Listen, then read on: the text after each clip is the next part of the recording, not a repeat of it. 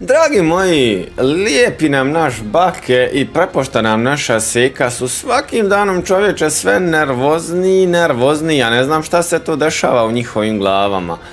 Znači, jedino logično rješenje, odnosno jedini logičan razlog zašto se on tako nervozno ponašaju je taj da se boje procesuiranja.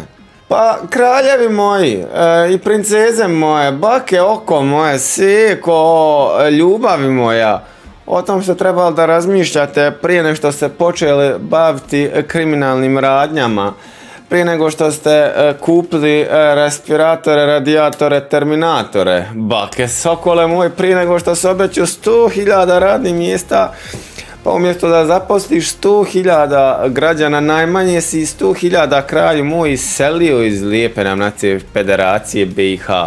Znači, normalno da ćete biti nervozni zato što vam je stigo kraj. Zato što ste jednom nogom već direktno u zatvoru. Znači, zatvor je ono minimalno što može da vam se desi. Ono minimalno.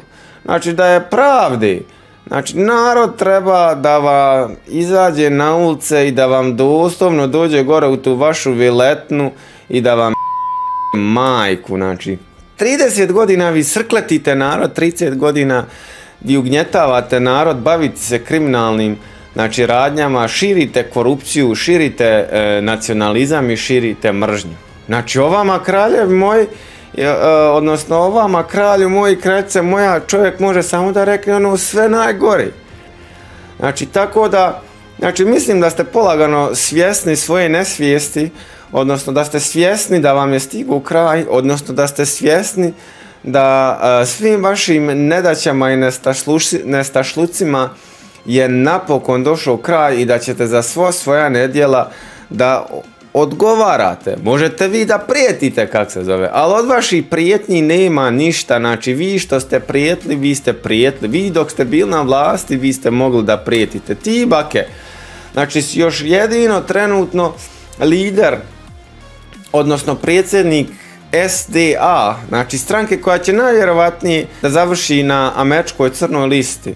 Znači, ako je HDZ u Hrvatskoj, znači, proglašen korupcijskom strankom, odnosno korupcionom strankom, nemoj misliti da SDA u Bosni i Hercegovini neće. Znači, vidiš šta se dešava tvojoj dragoj ženki, tvojoj lijepoj, prelijepoj, prepoštenoj i prepametnoj seki se bilti ga tvojoj sultani.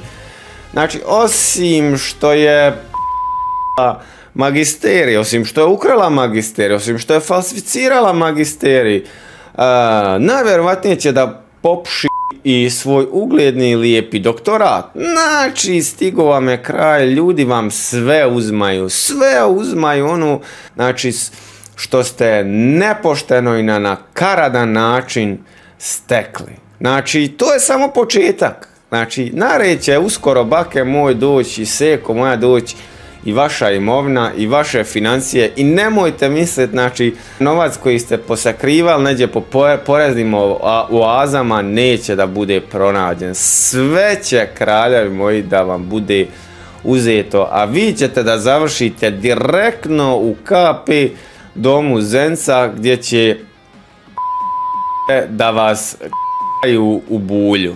Eto ga, dragi moji. Što se mene tiče, odnosno što se tiče ovog videa, to je bilo to. Ako vam se video svidio, naravno, koji svaki put, lajkajte ga i podijelite da dođe do što više ljudi, pa možda o tim slučajem kako to zove do baketa i do seki.